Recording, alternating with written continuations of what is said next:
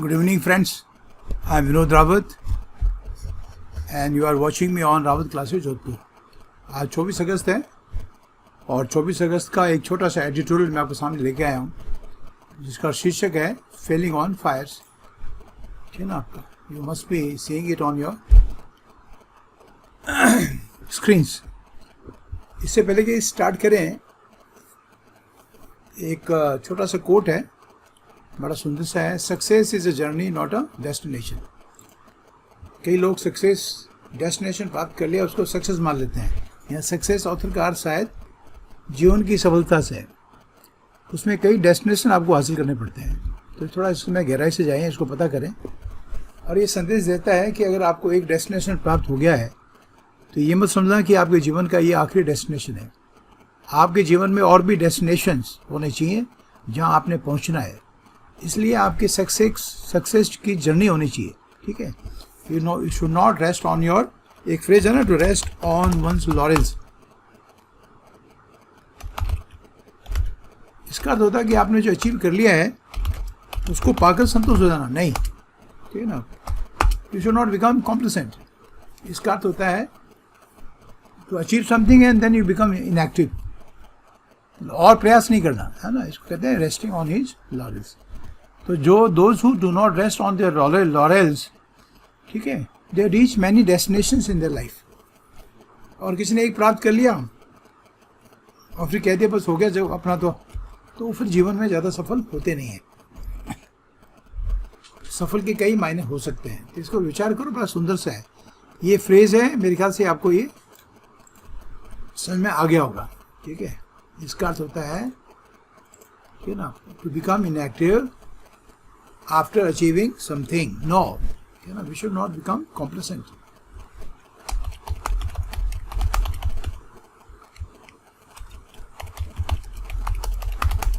Laurels का अर्थ होता है अचीवमेंट्स. और कुछ प्राप्त कर लिया उसके बाद बैठ गए, उसको कहते हैं वी शुड नॉट, अरे sorry, it is not, it is we should not rest on our laurels. If we have achieved something, then we must strive to achieve more. इसका ये मीनिंग होता है.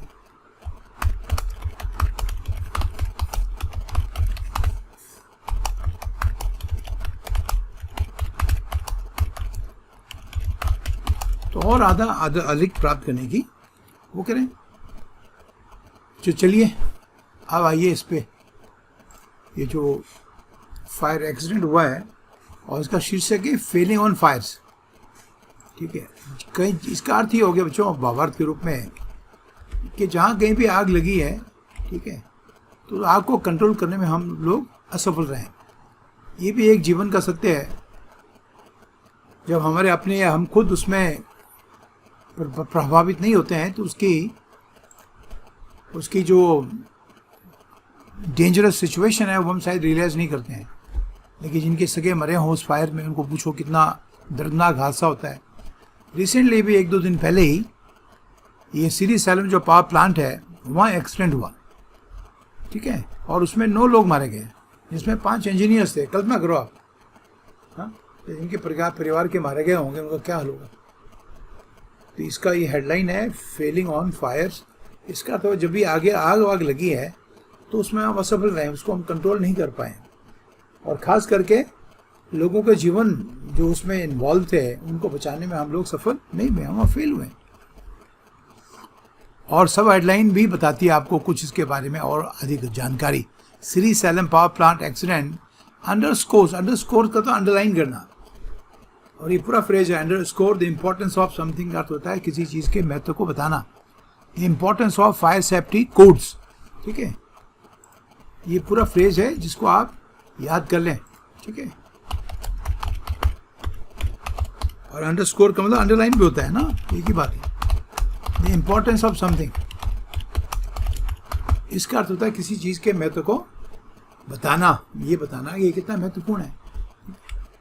My father underline the importance of hard work, the importance of education of. ठीक है, और काहे कि वो कह रहा है कि हमने इसको इग्नोर कर दिया है. जो फायर सेफ्टी कोड्स हैं, या कोड्स का अर्थ हो गया rules. Set of rules is called codes. ठीक है, सेट ऑफ रूल्स. जहाँ जहाँ आग लगने की संभावना होती है तो वहाँ कुछ रूल्स बनाए जाते हैं, कुछ गाइडलाइंस बनाई जाती हैं, कुछ स्टैंडिंग ऑर्डर्स बनाए जाते हैं, उनको लोग मानते नहीं हैं, उसमें लापरवाही हो जाती है। और फिर जब आग बाग जैसी घटनाएं होती हैं तो उसमें जाने अनजाने कई लोगों की जान चली जाती है। और इसमें त्रासदी ये है कि ये जो हाइड्रो इलेक्ट्रिकल पावर था, इलेक्ट्रिक पावर था, स्टेशन था, ये कृष्णा नदी किनारे पे, बताओ आप, चारों तरफ पानी पानी है, और वहाँ आग लगे और वहाँ लोगों के जीवन को हम नहीं बचा पाए। तो ये ऑथर का कहने का मतलब यही है कि हर साल आंकड़े दिए उन्होंने, 12,000 से लोग ज़्यादा मरते हैं हर साल हमारे यहाँ आग के कारण। तो ये बिल्कुल व्यर्थ के अंदर लोगों की जान गंवाना हो गया। तो हम क्यों नहीं आपके इस इम्पोर्टेंस को समझते हैं, और जहाँ जहाँ ऐसी संभावनाएं होती हैं वहाँ हम नियमों को सख्त करें। ये इसके पीछे मकसद है। अब पढ़िए, a fire in A hydro electric station, hydro समझिए आपका, ये पानी से बिजली बनाने का स्टेशन था, लोकेटेड क्लोज टू, और कमाल की बात ये देखो आप, और ये कहाँ स्थित था, लोकेटेड क्लोज टू, क्लोज मतलब नज़दीक है, ये एडवर्ब ध्यान रखा आपका, क्लोज, हाँ, close to unlimited quantities of water. बताओ, मतलब एक समय समझ लो कि पानी में आग लगी है, इसके पास ही इतना पानी है जो अनलिमिटेड, असीमित पानी के पास है, क्योंकि ये कृष्णा नदी है ना, उसमें कैनाल निकलती है, उस कैनाल के लेफ्ट बैंक में था ये। और गेट माय पॉइंट। तो इसका अंदर ये हो गया, ऐसा लगा जैसे कि पानी में ही आग लगी है, अनलिमिटेड पानी होने के बावजूद भी वहाँ पर आग लगी, ठीक है ना, पास में था एकदम, ऐसा नहीं कि एकदम अंदर ही रहा हो पानी, उसके अंदर भी रहा होगा, सिस्टम बना होगा, एक आपने स्विच ऑन ही करना है, पानी पानी हो जाएगा। इसलिए ऑथर कह रहा है कि ये ऐसा लगता है जैसे एक कॉन्ट्रडिक्शन हो, एक विसंगति हो, एक असंगति हो। विसंगति समझते हो कि जो सिचुएशन के मुताबिक समझ में ना आ रही, वो कॉन्ट्रडिक्शन है, यूँ कॉन्ट्रडिक्ट करता होता है किसी चीज़ का विरोध करना। लेकिन ये तो एक विसंगति लगती है। कोई कहेगा करेगा कुएं पर आग लगी, और कुआं पानी का है, तेल का नहीं है, तो बड़ा अजीब लगेगा, यार पानी में आग कैसे लगी, लग सकती है वैसे तो, बात कह रहा हूँ। तो ये बहुत ही विसंगति लग रही है, समझिए। और उसमें जो टेंस का इस्तेमाल किया है वो है वुड सीम, कि जब आप किसी चीज़ की संभावना बताते हैं तो वहाँ पर वुड का इस्तेमाल करना पड़ेगा आपको। तो अगर आपने इसका कोई टेंस नहीं होता है, वुड का प्रेजेंट ही होता है, it would seem a contradiction, it would seem a contradiction, या it would seem to be a contradiction. ये तो विसंगति नजर आएगी, ये तो लगेगा बहुत ही विसंगत बात है। इतना पास में नज़दीक पानी होते हुए इतनी तेज आग कैसे लग सकती है, ठीक है, समझ में आगे बच्चों। और वुड का इस्तेमाल करें जब आपने किसी चीज़ की संभावना को बताना हो। But as the deadly blaze, blaze का मतलब लपट होता है, ब्लेज का मतलब आग, डेडली मीन्स डेंजरस। छोटे कोलोकेशन से इनको नोट करो, यानी deadly fire, dangerous fire. But as the deadly blaze in the Srisailam power plant shows, जैसा कि वहाँ की आग बताती है, ये जो रिस्क है इज़ वेरी रियल। आग लग के और उससे नुकसान होने की जो रियलिटी है, वास्तविकता है, बहुत रियल है, इट्स वेरी रियल, रिस्क बहुत रियल है, खतरा उसमें बहुत रियल है। फिर लिखा हुआ है इसमें 9 people including 5 engineers perish, perish का समाप्त होना होता है, वो पेरिश का मतलब एंड होता है, ठीक है। और इस संदर्भ में इसका अर्थ टू डाई है। Perish in the facility, facility factories को भी कहते हैं, जहाँ आपका बहुत लंबा चौड़ा हो उसको फैसिलिटी कहते हैं, उसे कहते हैं न्यूक्लियर फैसिलिटी। कभी कभी ये शब्द बड़े अजीब से लगते हैं, ठीक है। न्यूक्लियर, जहाँ आपका बहुत बड़ा एक पावर प्लांट है उसको न्यूक्लियर फैसिलिटी कहेंगे, ठीक है ना। तो फैसिलिटी का मतलब क्या हुआ, एक बहुत बड़ा संयंत्र, ध्यान रखना, ठीक है, फैक्ट्री। और इस फैसिलिटी में on the Telangana Andhra Pradesh border पे, तेलंगाना आंध्र प्रदेश बॉर्डर पे थी ये वाला फैसिलिटी, ठीक है, ठीक है। और वहाँ आपके 9 लोगों ने अपना जान गंवा दी। पेरिश वर्ड आ गया बच्चों। अगर किसी एक्सीडेंट में कहना हो आपके इतने लोग मर गए, तो वहाँ भी आप पेरिश वर्ड का इस्तेमाल कर सकते हैं। In this accident 20 people perish, ठीक है। और इसको आपने कई बार सुना होगा पेरिशेबल गुड्स का, तो ये वो सामान होता है जिसकी सेल्फ लाइफ बहुत कम होती है, having very short self life. ये सब वर्ड्स आपको आने चाहिए। सेल्फ समझते हो, रैक, तो आपने सब्जियों को, मीट को, अंडों को इसमें रखा ना, दूध को, पनीर को, ऐसे सब चीज़ों को, these are called perishable goods. इनकी शेल्फ लाइफ कम होती है, यानी आप इनको इकट्ठा करके बहुत टाइम तक एक ही जगह नहीं रख सकते, खराब हो जाएंगे। अंडा, मीट, सब्जियां, फल फ्रूट हैं ये सारे, ड्राई फ्रूट नहीं, फल फ्रूट, इसी वर्ड से बना है पेरिशेबल गुड्स। तो इनका सर्कुलेशन फास्ट होना चाहिए। पीछे से आया, फटाक से आगे गया, बिक गया, तो वो सड़ जाएगा, अलग बात है। इनकी सेल्फ लाइफ बहुत कम होती है, इनको कहते हैं पेरिशेबल गुड्स। इनमें कई तरह की मेडिसिन हैं, वो बड़ी जो बहुत जल्दी पेरिश हो जाती हैं। ये सबको आना चाहिए पेरिश वर्ड का अर्थ क्या, ठीक है। एट 900 मेगावाट कैपेसिटी, ये जो प्लांट जिसमें आग लगी, इसको 900 मेगावाट कैपेसिटी का ये प्लांट है, उसकी क्षमता ये 900 मेगावाट बिजली पैदा करने की। The plant on the left bank canal of the Krishna, Krishna नदी के बिल्कुल बगल में देखो आपका। और आपको पता है कृष्णा नदी, झगड़ा भी था दोनों प्रदेशों का आपस में, और कृष्णा एक पेरिनियल रिवर है। और एक्चुअली यही देख के पावर प्लांट या न्यूक्लियर पावर प्लांट को बनाया जाता है। अपने राजस्थान में जैसे रावत भाटा बना हुआ है, ठीक है ना, तो कोटा में जो नदी बहती है, सबको पता है क्या नाम उसका है ना, तो उस नदी के किनारे पे वो रावत भाटा का पावर प्लांट बना, वो न्यूक्लियर पावर प्लांट है, ठीक है ना आपका। उस नदी का पानी, ठीक है ना आपका, चंबल नदी का पानी उस संयंत्र को ठंडा करने में काम में लिया जाता है। तो ये पैरेलल रिवर या समुद्र के किनारे ही बनाना संभव होता है। आप ऐसी नदी के किनारे नहीं बना सकते जो नदियाँ सीजनल हैं। सीजनल समझते हो, बरसात के मौसम में उसमें पानी होगा और बरसात का मौसम नहीं होगा तो उस नदी में पानी नहीं होगा। तो ऐसी नदी क्या कहलाती है कि यार ये नदी है, सूखा पानी तो है नहीं इसमें। तो गाँव में घूम रहा था तो उसने कहा ये सीजनल रिवर है, बरसात के टाइम में इसमें पानी होता है, बहाव भी होता है, और अभी सीजन नहीं है, गर्मियों का मौसम है, बारिश है नहीं, सर्दियों का मौसम है, तो अभी इसमें पानी नहीं। तो पेरिनियल रिवर सबको समझ आगे बचो।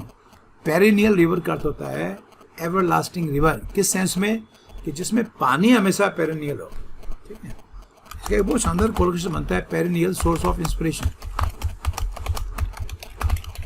तो टीचर ऐसे ही सिखाता है, मुंह पे आगे सिखा दिया आप, ठीक है। अगर किसी को आपने कहना हो कि ये प्रेरणा का ऐसा स्रोत है जो कभी खत्म नहीं होगा, ठीक है, तो mister Rajiv Gandhi will remain a perennial source of inspiration to the youth of this country.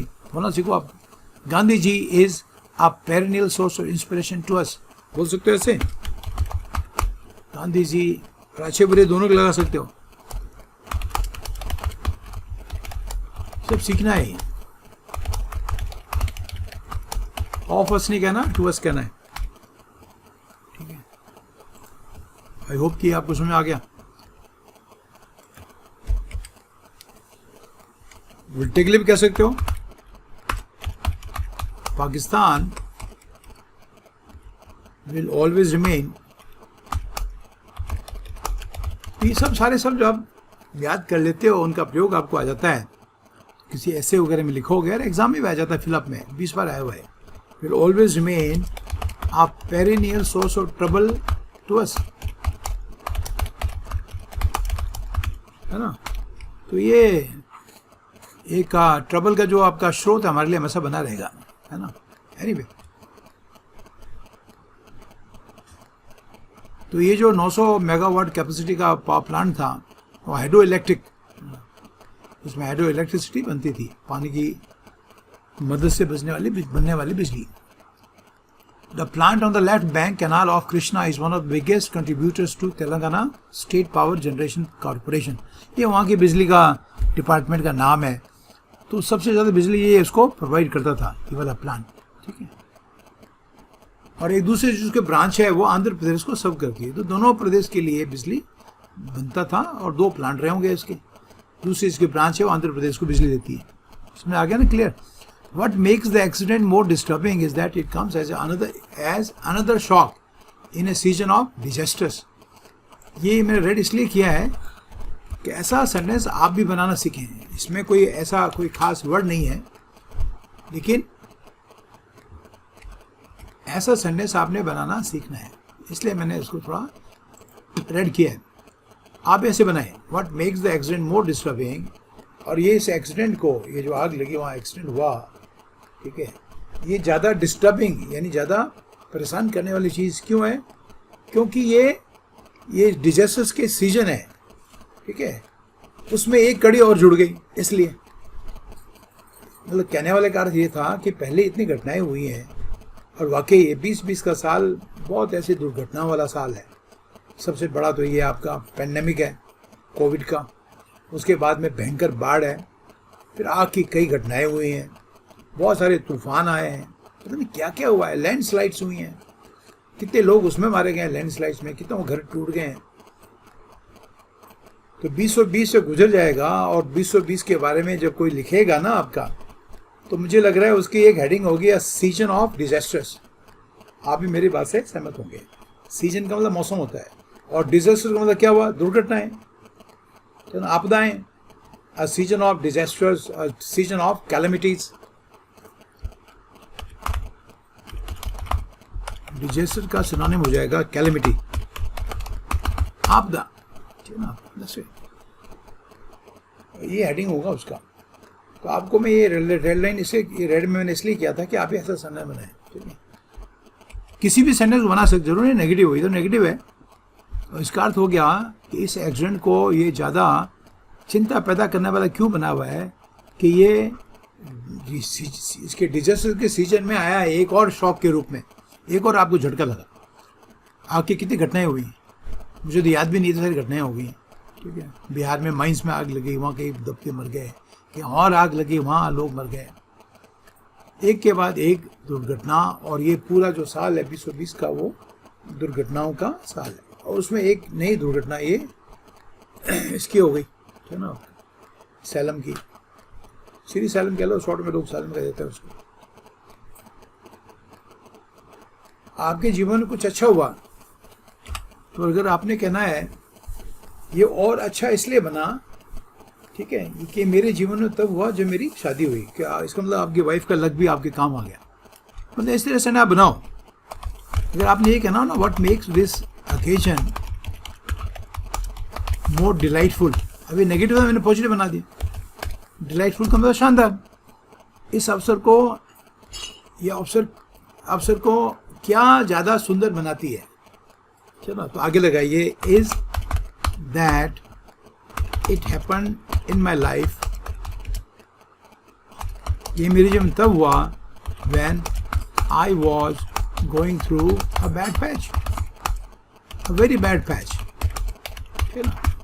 जैसे ना भी बनाओ सीखो। आपको सेंटेंस बनाने तो ऐसे सीखेंगे, ग्रामर आपको सेंटेंस बनाना नहीं सिखाएगी, खास तरह के इस तरह के, ये बता रहा हूँ आपको, ठीक है। इसलिए मैंने रेड लाइन किया था। आगे चलिए। Industries and power plants in Andhra Pradesh, Tamil Nadu and Telangana have been racked. यहाँ रैक्ड का अर्थ है र्यून्ड, ठीक है ना।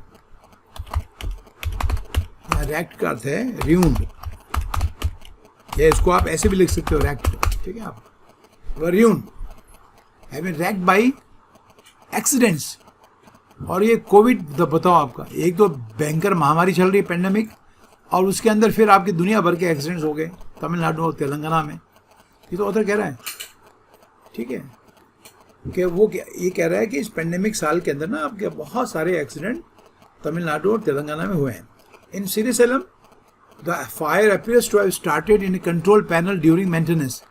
अब वो थोड़ा सा आपको हिस्ट्री दे रहा है कि शुरुआत कैसे हुई इसकी, ठीक है। मैं इसको थोड़ा नीचे ले आता हूँ ताकि दोनों चीज़ें साथ चलें, कोई वर्ड हो तो, है ना।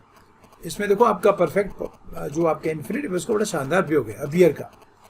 तो कुछ विशेष शब्द होते हैं जिनके साथ में अपन, जैसे अपीयर है, सीम है, रिपोर्ट है, से है ना, इनके साथ में परफेक्ट इन्फिनिटिव का, टू हैव प्लस वर्ब की थर्ड फॉर्म का, ठीक है। तो अगर आपने ये कहा, उसने ऑथर ने लिखा है कि ये फायर जो है कंट्रोल रूम के, कंट्रोल पैनल के मेंटेनेंस के, ठीक है ना, आपका मेंटेनेंस के दौरान ये आग लगी है। मेंटेनेंस कर रहे थे शायद, तो तार वार लूज होगा, कहीं टच हो गया, शॉर्ट सर्किट हो गया, आग लगी। तो एक्सीडेंट होने में तो बहाना चाहिए ना आपका। तो इसमें जो अपीयर के साथ में परफेक्ट इन्फिनिट का इस्तेमाल है, उसके भी आपने प्रैक्टिस करने हैं। Appear plus two have plus verb की थर्ड फॉर्म, इसके आपने सेंटेंस बनाने हैं। अगर आपने कहना है अपीयर का मतलब लगना होता है, आप सीम भी कर सकते हो, अपीयर कह सकते हो, तो अगर आपको लगता है कि वो उसने एग्ज़ाम पास कर लिया है, लगता है कि उसने इलेक्शन जीत लिया है, ठीक है, कोई भी टेंस हो क्या फर्क पड़ता है, प्रेजेंट में है, सब्जेक्ट सिंगुलर है तो अपीयर्स हो जाएगा, ये appears to have won the election. आपको इलेक्शन का रिजल्ट देखने के बाद में माला वाला पहन के वापस घर में आ रहा है, नगाड़े ढोल बज रहे हैं, तो यही कहोगे लगता है इसने इलेक्शन जीत लिया है, तो ये appears to have won the election. मैं आपको ये कह रहा हूँ कि आप ये सेंटेंस भी बनाओ, तभी जाके आपका काम चलेगा। खाली ये नहीं कि आपने कोई शब्द ही देखना है कि जो आपका, इसमें सेंटेंस भी देखो, सेंटेंस की बनावट देखो, ठीक है। आप एक लड़की पहले आपके पड़ोस में थी, बहुत दिनों से देखी नहीं आपने, तब देखा इसकी मांग भरी हुई है और हाथों में आपके चूड़ियाँ उन्हें पहनी, शादीशुदा लड़कियाँ पहनती हैं, तो आपने कहा she appears to have got married. तो क्यों नहीं बोल सकते कि हम ये नहीं बोले सेंटेंस आपका कि इसको देख के लगता है कि इसकी शादी हो गई है, she appears to have got married. तो अगर हमको सेंटेंस बनाना नहीं आएगा बच्चों तो फ़ायदा क्या होगा पढ़ने का। खाली आपने वोकेब नहीं करनी है, आपने जो भी चीज़ें उसमें टीचर सिखाने का प्रयास करता है वो आपको उसमें आपको सीखने हैं, ठीक है।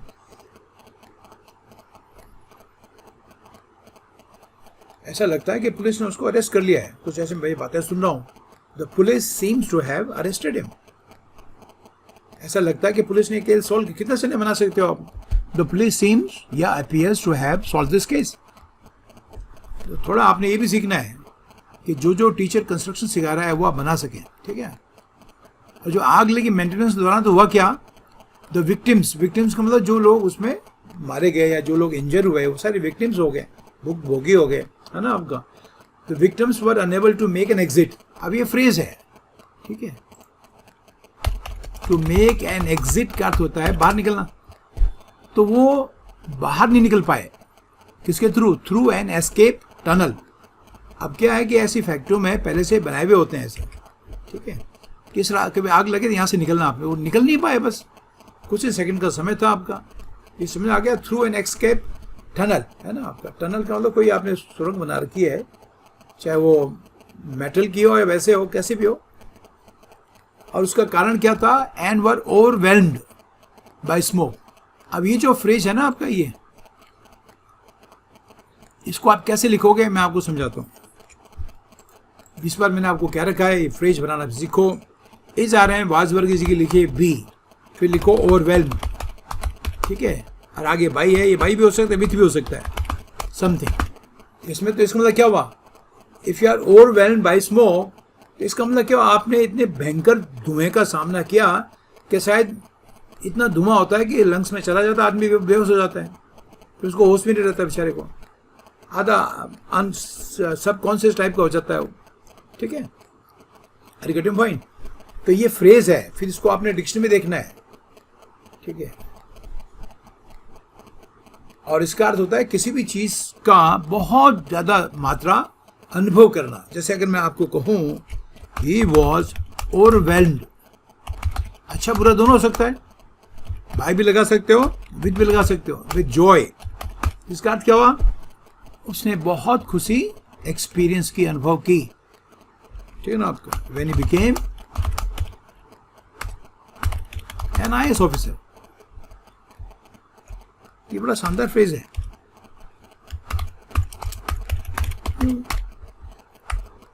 और किसी ने कहा he was overwhelmed with grief.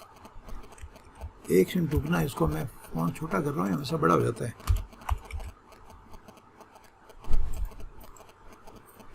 अब इसी सेंटेंस की नकल कैसे करनी, देखो आप, एक आदमी he was overwhelmed with Joy की जगह ग्रीफ, ग्रीफ मतलब दुख होता है, ठीक है।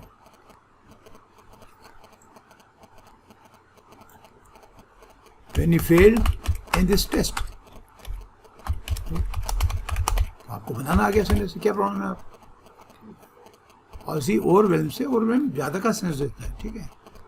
और देवर ओवरवेल्म्ड बाई स्मोक का अर्थ हो गया, उनको उनके सामने बहुत ज्यादा स्मोक, ठीक है ना, उन्होंने फेस किया, चारों तरफ धुआं धुआं हो गया, और उसके कारण से फिर वो,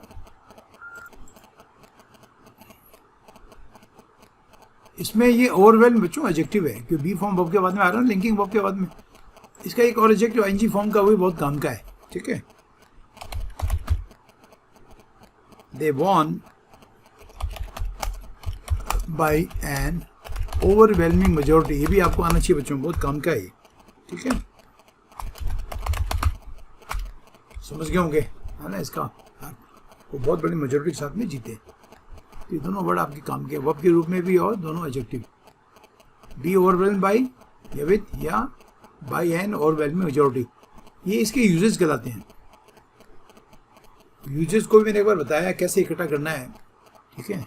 इनको लिखो और फिर इनकी कोलोकेशन लिख दो, ठीक है। To win by an overwhelming majority, इसका सुनना हो जाता है यहाँ पर थम्पिंग मेजोरिटी। तो ये चीज़ें कोई ग्रामर थोड़ी सिखाएंगे आपको, ये कह रहा हूँ मैं आपको। और ये किताब ही नहीं सिखाएगी कि थम्पिंग, डिक्शनरी देखो तो मिल जाएगा। तो अभी दिखाता हूँ आपको थम्ब मेजोरिटी क्या होता है, फिर ये आपके सुनाने में काम आएगा।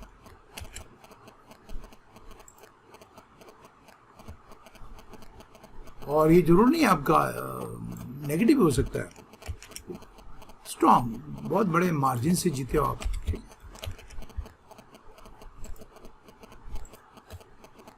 इसलिए पढ़ने की आदत होनी चाहिए बच्चों। पूरी ग्रामर सीखते रहेंगे तो अंग्रेजी में कहीं पास भी नहीं होंगे हम, ठीक है। सीखना पड़ता है। क्या लिखा देखो, वेरी बिग और इम्पोर्टेंट, अ थम्पिंग डिफीट, बहुत बड़े उससे हारे हो तो थम्पिंग डिफीट होगी, विक्ट्री होगी। They won by a thumping majority, ये मैंने भी ऊपर लिखा है।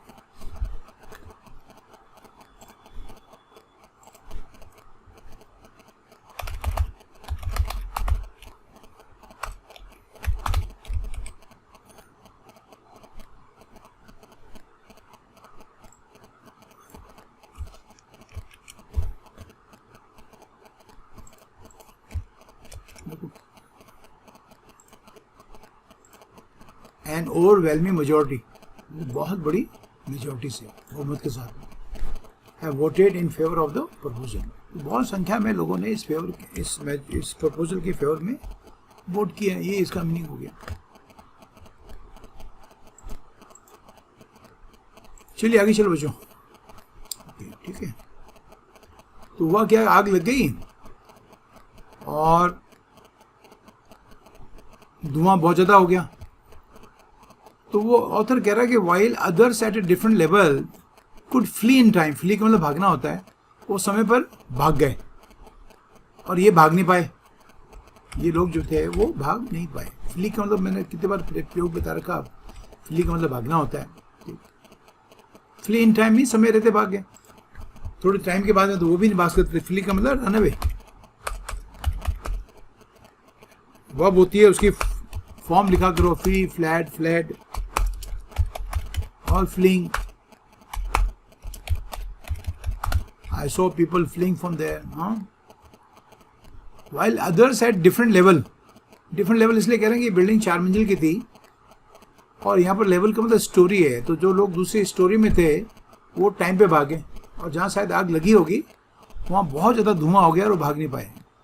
गोइंग बाई ऑफिशियल अकाउंट्स, यहाँ अकाउंट का मतलब रिपोर्ट है, एंड गोइंग बाई का अर्थ होता है कि इसके सरकारी रिपोर्ट के हिसाब से। इसका मीनिंग क्या हो जाएगा, as per official reports. Accounts का मतलब वैसे वर्णन भी होता है, बता रहा हूँ आपको, लेकिन ये इनको अर्थ समझना आपने। The smoke made it difficult even for rescue personnel to enter the 4 storied structure, ठीक है। इतना धुआं हो गया कि जो रेस्क्यू वाले थे, बचाव वाले दल वाले लोग, वो भी उस बिल्डिंग में एंटर नहीं कर पाए। More over, videos made by staff present a spectacle of a small fire rapidly engulfing the working area। किसी ने वीडियो बनाएगा तो इस वीडियो में ये दिखा उनको, स्पेक्टेकल का तो दृश्य होता है, ये वर्ड आप सबको आना चाहिए। स्पेक्टेकल, सीन, नजारा।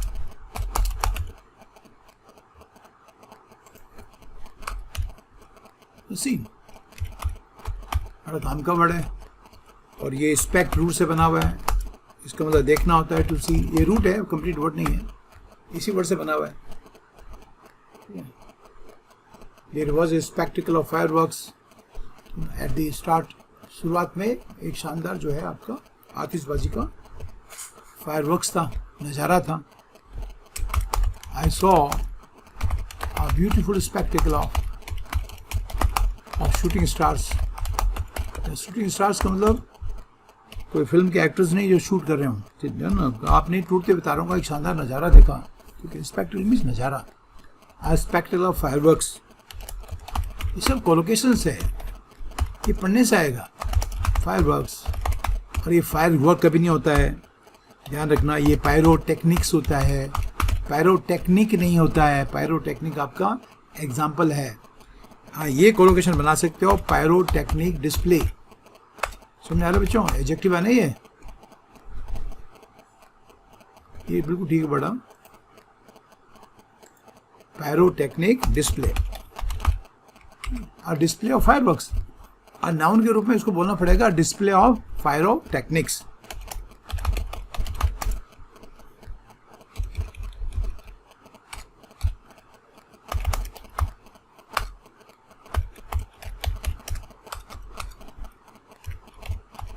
ध्यान रखना, और डिस्प्ले ऑफ पायरोटेक्निक्स। फायर जो है पुराने जमाने में फायर के लिए वर्ड था। फायर वर्ड जो था पुराने जमाने में फायर के लिए था, ठीक है। It meant fire in olden days, ठीक है। अब तो फायर हो गया हो, इसलिए अब फायर का अर्थ आपका चिता होता है। चिता समझते हो? A wooden stake on which are dead body is kept for cremation, उसको चिता कहते हैं। चिता समझते हो? ऐसे fire. They made a fire, put the dead body on it, and the consigned mortal remains to flames. That's right. किसी को अग्नि देने के लिए फ्रेज होता है तो कंसाइन मतलब यूं सौंपना होता है। मॉर्टल रिमेन्स का अर्थ होता है नश्वर शरीर जिसमें आत्मा नहीं है, टू द फ्लेम्स, ठीक है। ये सब बरसाने चाहिए। कोई अगर किसी को बुखार है, you should take antipyretic drugs, है ना। उसने कहा ये क्या है, कोलपोल या एस्प्रिन या क्या खाते हैं अपनी 650 mg गोली, नाम कोई भूल जाता हूँ इनका, ठीक है। It is an antipyretic drug. Antipyretic drug means ऐसी दवाई जो बुखार को कम कर देगी, उसके अगेंस्ट में काम करेगी, एंटीपायरेटिक होगी। पायरोमेनिया, ये सब इसी वर्ड से बन जाते हैं फिर आपके। पायरोमेनिया, इसको आग का बहुत ज़्यादा लाइकिंग है, excessive abnormal liking for fire. One word substitution में काम आ जाता है। किसी को पैरोफोबिया हो सकता है, abnormal fear of fire, pyrophobia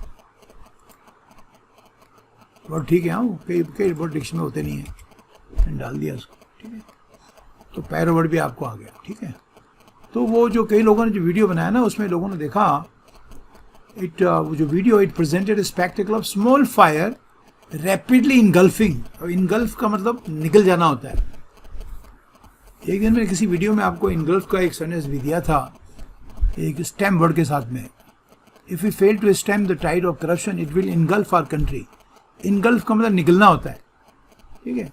तो उन्होंने क्या देखा कि इनगल्फ समझो, इनगल्फ का मतलब निकलना होता है, बहुत बड़ी मात्रा में, स्वालो, ठीक है।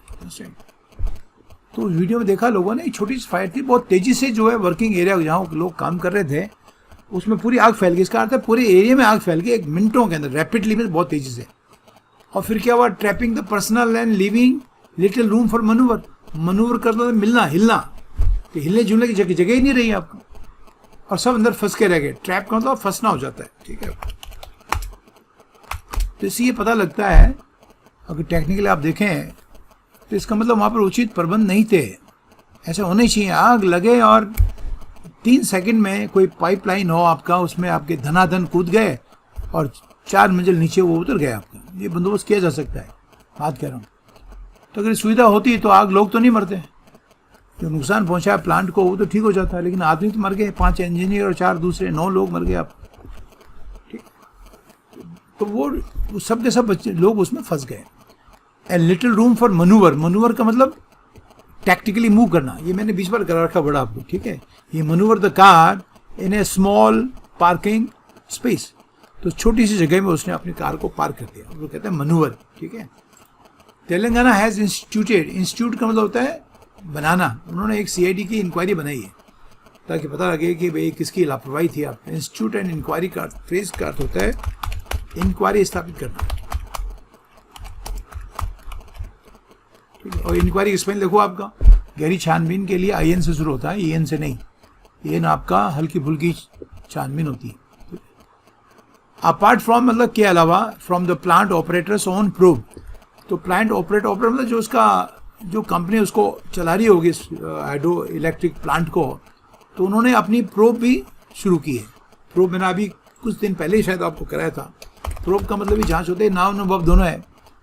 तो उन्होंने भी जो है आपके प्रोब स्टार्ट की है, और साथ साथ में तो वहाँ की तेलंगाना की गवर्नमेंट ने CID की इंक्वायरी को उसमें लगाया है, ठीक है।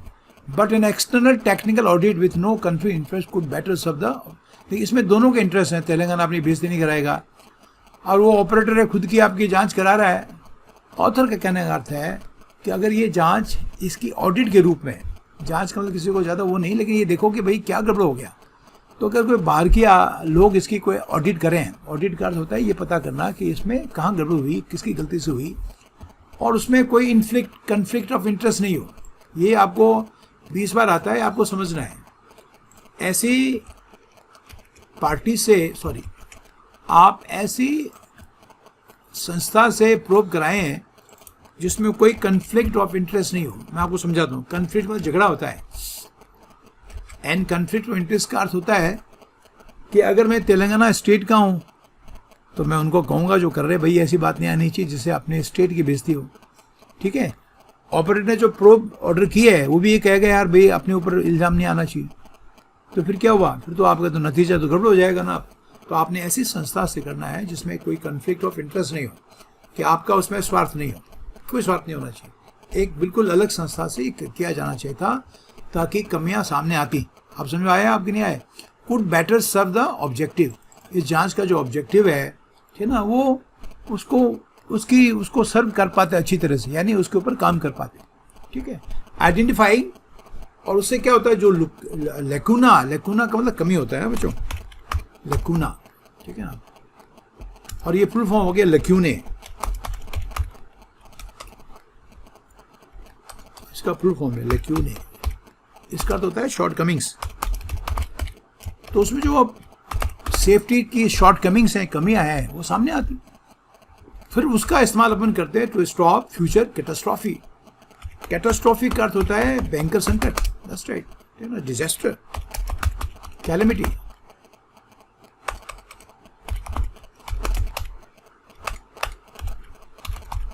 ठीक है, तो इनको रोकने में वो काम आता। अब अगर आपने लिपोपोती कर दी क्योंकि इसमें आपका सेल्फ इंटरेस्ट है, तो फिर ये कमियां सामने आएंगी नहीं। ये वर्ड आना चाहिए, नया वर्ड है लेकुना, दैट्स राइट। आप अगर मुझे कहना हो लेकुना मतलब शॉर्ट कमिंग्स, फ्लॉ, कमियां, फुल फॉर्म में फ्लॉज हो जाएंगे, ठीक है। ये सब आनी चाहिए बच्चों आप। तो उसको आइडेंटिफाई हो जाती है इसमें क्या कमियां थी, तो उससे क्या फायदा होता है, फ्यूचर में कोई कैटास्ट्रोफी को रोकने में मदद मिलती। It can determine why the victims could not make a safe exit as per standard procedure. जो एक स्टैंडर्ड प्रोसीजर है, प्रक्रिया है, उसके तहत जो है ये लोग सेफली एग्जिट क्यों नहीं कर पाए वहां से, इसका पता लग जाता है। अब लीप अप कर दोगे तो फिर कौन करेगा इसका। अब आगे चलिए। Large hydroelectric power plants are usually built well below surface level, इसलिए इनको सब स्टेशन भी कहते हैं। जमीन के नीचे इनको बनाया जाता है ना। जो हाइड्रो इलेक्ट्रिक पावर है वो जमीन के नीचे जनरली बनाया जाता है कि पानी नीचे आएगा तभी तो टरबाइन चलेंगे ना आपका। इसलिए वेयर जनरेशन मतलब बिजली का पैदा करना, कंट्रोल करना, ट्रांसमिशन, उसको एक जगह दूसरे के भेजना, कि उसके जो इक्विपमेंट होते हैं वो लोकेटेड होते हैं, वो स्थित होते हैं। Handling of fire becomes complicated in such circumstances, बात सही है। तो अगर आपका प्लांट जो है ज़मीन के नीचे है तो वहाँ पर, ठीक है, अगर फायर हो जाए तो उसको कंट्रोल करना बड़ा मुश्किल है। इसलिए माइनिंग में जब बिहार में आग लगी थी तो कई लोग मर गए उसमें, उसको भी कंट्रोल करना बड़ा मुश्किल है। हालांकि बना रखे होते हैं उन्होंने, डोर वगैरह बीच में बंद कर देते हैं, लेकिन बंद करते करते कई लोग अपनी जान गंवा देते हैं। तो इसलिए वहाँ पर लगे जितने भी सेफ्टी फीचर्स हैं, जो भी फीचर्स लगे हुए हैं वहाँ पर, वो बहुत ही एक्सट्रीमली रिलायबल होने चाहिए, उन पर भरोसा किया जा सकता है। ऐसा नहीं पुराने हो गए, अब वो काम ही नहीं कर रहे थे, बाद में पता लगा सेफ्टी हमने जो लगाए थे सिस्टम वो काम ही नहीं कर रहे थे आप, ठीक है। अब ये सब सेफ्टी स्टैंडर्ड्स हैं for substation fire protection institute, a quarter century आगे। अब बताओ आपका 25 साल पहले इसको आपका उन्होंने बनाया था।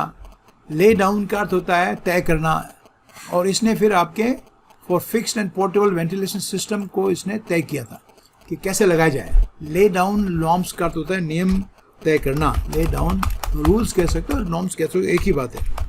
Norms also means rule. 25 साल पहले कि पोर्टेबल वेंटिलेशन सिस्टम कैसे होने चाहिए, चूंकि नीचे हैं वो ज़मीन के नीचे, तो वेंटिलेशन के लिए तो सिस्टम बनाना पड़ेगा, बड़े बड़े उसमें आपको वो लगाने पड़ेंगे, आपका सक करने वाले, अंदर हवा भेजने वाले, जो दैट कैन रिमूव, जैसे होता है ना आपका exhaust fan, that can remove heavy smoke, जो बहुत ज़्यादा स्मोक को भगा सकें, as seen in Srisailam. तो इनको रिव्यू करना चाहिए था, इनकी समीक्षा रिव्यू बार बार होना चाहिए था। Use of fire retardant material ना, फायर रिटार्डेंट मटेरियल का होता है ऐसा मटेरियल, ठीक है, जो फायर को फैलना ना दे। ऐसे मटेरियल का इस्तेमाल जो कर रहे हो, ठीक है ना, आप उसमें किया जाना चाहिए था। ड्यूल एग्जिस्ट होने चाहिए, 2 क्यों नहीं, मैं तो कहूँ 3-3, 4-4 होने चाहिए। इजी वर्टिकल एस्केप्स रूट होने चाहिए। अब नीचे ज़मीन में हो तो और कहाँ जाओगे आप, तो ऊपर ही जाओगे, तो वर्टिकल में सीधा, तो ऐसे फास्ट लिफ्ट होनी चाहिए, उसमें चढ़ गए आप फट से बाहर निकल के 2 मिनट के अंदर ना, आपका लिफ्ट की कैपेसिटी भी ज़्यादा होनी चाहिए। यूजिंग स्टेयर कैसे इलाज system are all part of safety codes, ये सब सेफ्टी कोड्स के हिस्से हैं। स्टेयर केस का इस्तेमाल, अलार्म सिस्टम, अब ये वहाँ था या नहीं था तो तभी लगेगा जो बाहर की एजेंसी इसकी अच्छी तरह से जांच करेगी, ताकि जांच के अंदर जो लेकुना है वो सामने आए, लेकुनी है ना प्लूरल फॉर्म में, और फिर उनका निवारण किया जा सके। ठीक है, whether these features were available in the Telangana power plant, अब ये फीचर्स, ये जो चीज़ें थी पावर प्लांट में थी या नहीं थी, अवेलेबल थी या नहीं थी, एंड इफ दे वर, अगर वो थे तो why the personnel could not use them to quickly escape the inferno should be investigated, तो वो तुरंत वहाँ से बचकर निकल क्यों नहीं पाए। इन्फर्नो का अर्थ होता है एक जलता हुआ, इन्फर्नो का मतलब ऐसे नर्क होता है, ठीक है ना, एक आपने पिक्चर देखी होगी, सुनी होगी, इंग्लिश में बनी थी, बर्निंग इन्फर्नो, किसी बिल्डिंग में आग लग जाए, इन्फर्नो का अर्थ होता है, ठीक है ना, बर्निंग बिल्डिंग, ठीक है।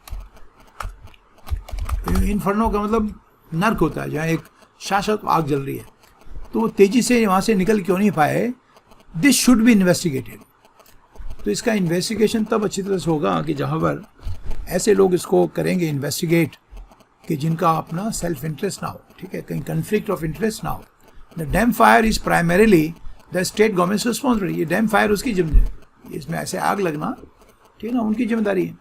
But the centre should take the opportunity, लेकिन सेंटर को भी इस अपॉर्चुनिटी को, ठीक है, सेफ्टी को की समीक्षा करने के लिए ऐसी जगहों में, ठीक है ना, आपका इस अवसर का फ़ायदा उठाना चाहिए, उनको भी जांच करवानी चाहिए अपनी तरफ से, ताकि स्टैंडर्डाइज, ठीक है, उसका मानकीकरण हो सके कि जहाँ जहाँ ऐसी स्थितियाँ वहाँ ऐसे ऐसे, और सेंटर जो है और भी ज़्यादा बाहर की, यहाँ की, देश की, विदेश की, ये सब चीज़ें वो ले सकता है, उनसे राय ले सकता है। Jharkhand where extensive underground coal field fires have affected, Jharkhand में भी आप माइंस के अंदर आपके कोल फील्ड फायर सारी अंदर अंडरग्राउंड होती हैं, अफेक्टेड रिमोट कम्युनिटीज़, और इसके कारण रिमोट कम्युनिटीज़ को भी इसका नुकसान हुआ है। अफेक्ट मतलब होता है, बीच बार आ गया अफेक्ट वर्ड, है ना, आपका विपरीत प्रभाव पड़ना, ठीक है। तो वहाँ भी अब इसने इंडिकेट किया है कि वहाँ भी कर लो, नहीं तो वहाँ भी कभी ऐसा एक्सीडेंट हो सकता है। इंडिया लूजेज, इतना ही था, ज़्यादा बड़ा नहीं था ना ये, हाँ छोटा ही था। अब देखो इतने कितने सारे लोग हम खो देते हैं हर साल, आप बताओ। India loses many lives to fires each year, हर साल फायर के कारण हम 12,700 13,000 सुन लो, इतने लोग की जान इसमें जाती है, और ये 2018 का आंकड़ा है। और ये नंबर जो है, जो फोर्सेस ऑफ नेचर हैं, जैसे तूफान है, बांध है, सॉरी बाढ़ है, इनसे वाले मौतों का ये डबल आंकड़ा है, बताओ। अब वो जो तूफान है, साइक्लोन है, इसमें कंट्रोल तो नहीं कर सकता, लेकिन उसके अंदर अच्छा काम करते हैं क्योंकि NDRF वगैरह बन गए हैं, ठीक है। तो लेकिन ये तो मैन मेड फायर्स है, तो इसमें हम ज़्यादा अच्छा कर सकते हैं। ऑथर के कहने का अर्थ यही है, nearly double the number caused by forces of nature according to NCRB data, ठीक है ना। ये क्राइम ब्यूरो है, नेशनल क्राइम ब्यूरो का डाटा, जिसे मौत के डाटा वगैरह दिए रहते हैं। तो इतने लोग 2018 में मारे गए, बताओ आप, कि जो प्रकृति के अंदर जितने भी आपकी दुर्घटनाएं होती हैं, बारिश से, बिजली से, बाढ़ से, है ना, इनसे होने वाली मौतों का ये आंकड़ा डबल है। तो ये अवॉइड किया जा सकता है, लेकिन only a rigorous adherence to safety codes. Rigorous means strict, और ये तभी संभव होगा कि जब सेफ्टी कोड्स का अपने स्ट्रिक्ट कंप्लायंस करेंगे। रिगरस एडहेरेंस का होता है स्ट्रिक्ट कंप्लायंस, सख्ती से उसका पालन किया जाएगा तभी होगा कंप्लायंस का अनुपालना। और सेफ्टी कोड का तो सेफ्टी के नियम बने हुए जो, और इसी से ये जो शॉकिंग टॉल है, ठीक है ना, टॉल का अर्थ होता है मौत के आंकड़े, डेथ टोल जिसको कहते हैं। Death toll means number of people, number of deaths. तो इसको अपन कम कर सकते हैं, नंबर ऑफ डेथ्स को। ये तो कम होगी नहीं है। तो छोटा सा था ये, लेकिन अच्छा था। इसमें कुछ आपने सब सीखे। इसको और पढ़ें, आपका कोशिश करें कि आपको पढ़ते समझ आ जाए ये, और कल एग्ज़ाम में अगर ये आरसी के रूप में आए तो इसके संबंधित आपको सवालों के आप जवाब भी दे पाओ। ठीक है, तो चलो बच्चों, see you in the next video. Thank you.